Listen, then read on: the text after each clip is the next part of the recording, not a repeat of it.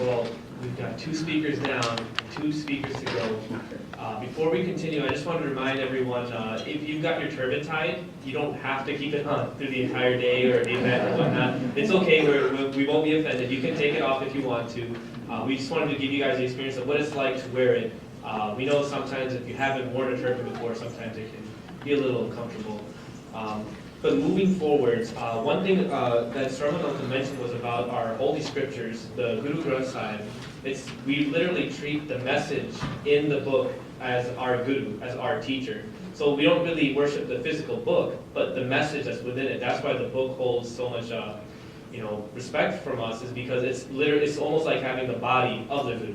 So, just really quick about it. 6 of the 10 gurus have their hymns and prayers written in there. But we also have a few Hindu and Muslim saints that have some of their scriptures also that the first guru and a couple other gurus later on had collected from different time periods.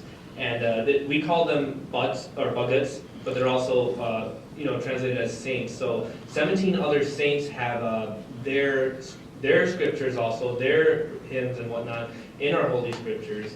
And also 2 poets that were popular in India, Satta and Mohan, and also 11 Pats or poets of the Sikh gurus also have their scriptures in there. So in some ways you can say it's almost an interfaith scripture because we're collecting the same message from different people of different faiths, and the gurus wanted to really highlight that this is the truth, that we are one, and that's our reality.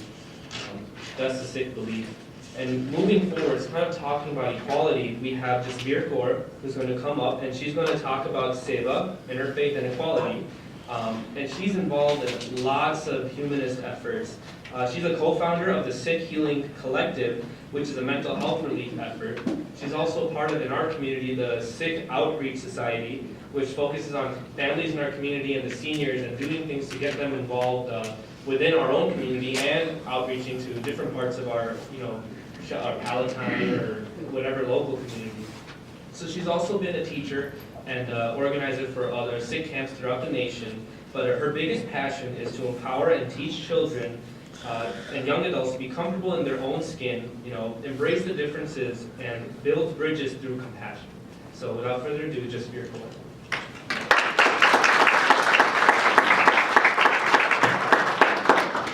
Good afternoon. You guys holding in there? All right. Well, mine won't be so long. I know it's a lot to cover, and I'm going to try to just take about 10 minutes of your time. And I want to talk about equality, interfaith, and seva, and I'll explain what seva means. These are actually my personal favorites in a part of the Sikh faith. And yes, I was born into the Sikh faith, but I didn't really choose it and start practicing it until probably my teenage years. So a few facts we've all gone over. Reason why I want you to know these facts, I have a quiz at the end. So I know Mr. Masati said there was no quiz. He lied. So the founder of our faith, I want you to walk away with that. Who's our founder of our faith? Guru Nanak. Okay. And the Sikh faith is the 5th largest religion in the world after Christianity, Islam, Hinduism, and Buddhism. And it is not an offshoot of any other religion, like sometimes they say because it's of Muslim or offshoot of Islam or Hinduism. Yes, those two were big faiths during that time, during 1469 when Guru Nanak Dev Ji was born, but it's not an offshoot. And how do you pronounce it? I think a lot of people get confused, even our own people. So it's Sikh. It's not Sikh. That Sikh was whenever British came in and they started calling us Sikhs, and we started calling ourselves Sikhs. So it's Sikh. All right, so I think Mineshwar stole this slide when he was talking about our holy scripture, the Guru Granth Sahib. And it does contain a universal message, and he stated it very well, that it contains hymns from the Sikh gurus, as well as saints during that time that have the similar message. It is written in poetic form, and it is sung. So when you go to Gurdwara is where we hold our congregation, you will hear music being played, and all the hymns will be sung with music. Equality is really, really important in the Sikh faith, and you will, if you go to Gurdwara, visit it, you'll see, as Kundal Uncle said, that people are sitting on the same platforms to show equality. And I don't have time to go into the Sikh, the history when Guru Nanak Dev Ji was born, but there was a lot of inequality going on during that time. And you guys may or may not have heard of the caste system. The caste system was very prevalent, and in the caste system, a woman was not even part of the caste. So that's why equality plays a very, very important integral part. And for us, it's to get rid of the ego, to see one in God. If we say there's one God, there's God in me, there's God in you, if I treat you with disrespect, I'm treating God with disrespect.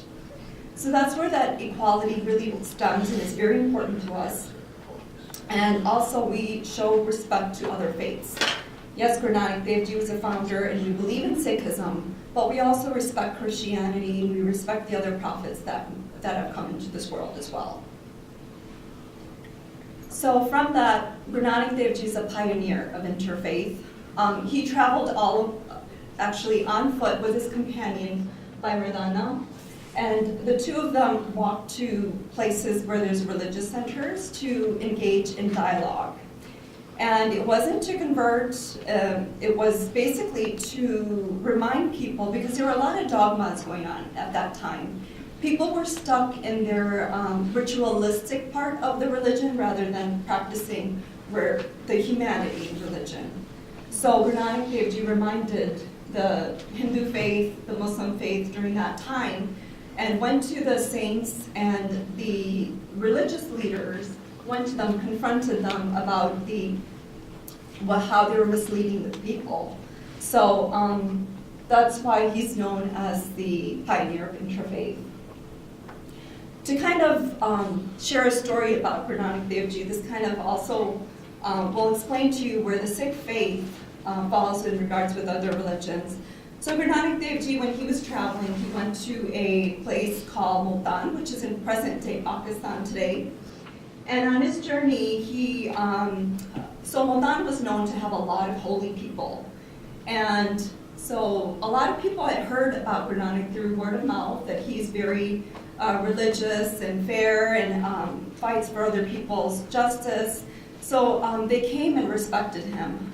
But Bir Bahuddin, who was a holy man, didn't take well to this. He's like, why is he coming here? Why is he intruding? And so he sent him a message. So he summoned Bhaimardana Ji, his Guru Nanak Dev Ji's companion, and he said, take this bowl. This bowl was full of milk, and the milk was up to the brim. So he gives it, and Bhaimardana didn't know what this meant, but he took it to Guru Nanak Dev Ji, and Guru Nanak Dev Ji looked at it and he knew what it meant. And there was a plant, a jasmine plant, and he plucks a flower and places it on top of the milk. And then Guru Nanak Dev Ji tells Bhaimardana, take it back to Bir Bahuddin, give him this back. And although Bhaimardana didn't know what was going on, and Bir Bahuddin was really stunned. He's like, he didn't expect this, he was dumbfounded by the response. And he told Bhaimardana, said, take me to Guru Nanak Dev Ji. Right? Bhaimardana was like, oh, I don't know what's he going to do? Is he going to kill him? What's going on here? But he did, hesitantly, take him back, and Bir Bahuddin fell to Guru Nanak Dev Ji's feet. And he didn't expect this response, and he said, so in this story, the bowl is Multan, the city of Multan. The milk is holy men filled up to the brim, meaning there's plenty of holy men here, you're not welcomed. So to put any more holy men, meaning you, it'll displace the milk. But when Guru Nanak Dev Ji put the jasmine flower, he said, just like the jasmine flower is giving fragrance to the milk and doesn't displace it, Guru Nanak Dev Ji is here to remind you of the essence of your religion, of your own faith. So that's where the Sikh faith falls into with the rest of the religion. We respect all religions. And we remind, if you're a Christian, if you're a Muslim, we respect your religion, but we also want you to be a good practicing Christian. We remind you to be a good practicing Muslim. So hopefully that kind of makes you understand where Sikhism plays a part. So the Sikh faith has been participating in the World Parliament of Religion, which is a huge conference of all the faiths. It's held every 4 years, and the Sikhs have been active participants. Last year, this is a picture of last year's World Parliament of Religion in Utah. I got a chance to go there, and the Sikhs have langar. We've talked about community meal. So in that, we've said that we would serve any langar to any and all. So there are probably about 3,000 to 5,000 people, which we fed on a daily basis. So we prepared the meal, served it, cleaned up on a daily basis. So seva, langar is a part of seva. Seva, what does it mean? You'll hear this term used quite a bit in the Sikh faith. So it means selfless service, meaning you do something for someone without a want or need of a reward. Okay? For us, it's very important because we talk about God being in all of us. So if you're hurting and I'm okay, it's not okay. So I should be helping. There's this term which I love. We say it in our prayers. We've said it today too, Sarbat Tabala, which means well-being of all. It's not okay just for me to do well and be well in life. It's not okay just for my family to do well and be well in life. But if there's anyone else suffering, if there's anyone else in need, then I should be helping you. So another story I want to share with you, a personality which is very left a legacy in the Sikh community, is Bhai Kanhaiya Ji. So he was born in 1648, and he had served water in langar. In 1704-05, there was, because our 10th Guru Gobind Singh Ji, was fighting for social justice, the Rajput troops as well as the Mughal allies, they got together and they attacked Guru Gobind Singh Ji and the Sikh forces. So his mission by Kanhaiya's was to serve water to the troops. And he did so, but the Sikh soldiers had come and complained to Guru Gobind Singh Ji, said, you know, Bhai Kanhaiya is feeding water. And so he was summoned, and Guru Gobind Singh Ji asked, you know, these brave warriors and soldiers are saying that you are giving water to the enemy. They're getting better and fighting us again. Is that true? And Bhai Kanhaiya said, yes, my master, that's true. And he goes, but I don't see if it's a Hindu or if it's a Muslim or if it's a Sikh. All I see is you and everybody. And so that's the mission, is to see the one in everybody. And so it's kind of like the Sikh Red Cross is what we term it. I know Red Cross itself, the term we use today, wasn't started until the late 1800s, but this is the way the Sikh faith wants us to treat.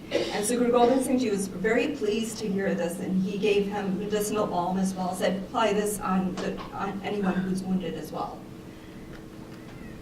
And so lastly, our present day Kalam Bhai Kanhaiya's, these are just some of the organizations. I've volunteered in disaster relief with the United Sikhs, but Khalsa Aid really does amazing work. Ravi Singh, there's a really neat documentary about Ravi Singh, BBC. If you just Google BBC documentary, Khalsa Aid Ravi Singh, really it tells you about all the work. Then this is Ravi Singh in the picture here.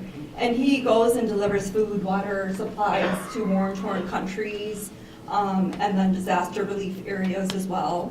And he's there, you know, right next to, like, ISIS is there, there's bombs going on. So he puts his life on risk to make sure that the people who are victims are getting the help that they need. So, in summary, I know I didn't do justice to these because we're limited by our time, but equality, seva, and interfaith are really important practices in the Sikh faith. And it's for us to realize ourselves, Vaheguru is the term we use for God, Va means wonderful, and Guru means enlightener. To see that within ourselves as well as other people. And a Sikh is to lead a life of activism. All right, you guys ready for the quiz? All right, who's the founder of the Sikh faith? Who is it? Guru Nanak. Right, very good. True or false? The Sikh faith is the 9th largest religion in the world. What is it? Very good. All right. What is the place where Sikhs gather to hold congregations called? Gurdwara. Very good. You guys are paying attention. All right. True or false? The Sikh faith is a branch of Hinduism, which was a major religion in India during the 15th century. Oh. Wow, I'm so proud. The Sikh faith is distinct teachings with unique holy scripture, principles, code of conduct, and appearances taught by the 10 spiritual gurus. Sixth question, I think it is. Seva is doing something for someone in hopes that a person will return the favor. Very good. It's supposed to be selfless. All right, and hopefully you know this, is Sikh faith is a monotheistic faith. True or false? True. It is. We believe in one God. All right, I promise this is the last one. All right, which one, and this was covered by our first speaker, which one of the following is our core Sikh values? A, remember God, remember and meditate on Vaheguru, which is God. Work hard by honest means, share your earnings with the less fortunate. D, A, or C, or E, all of the above. All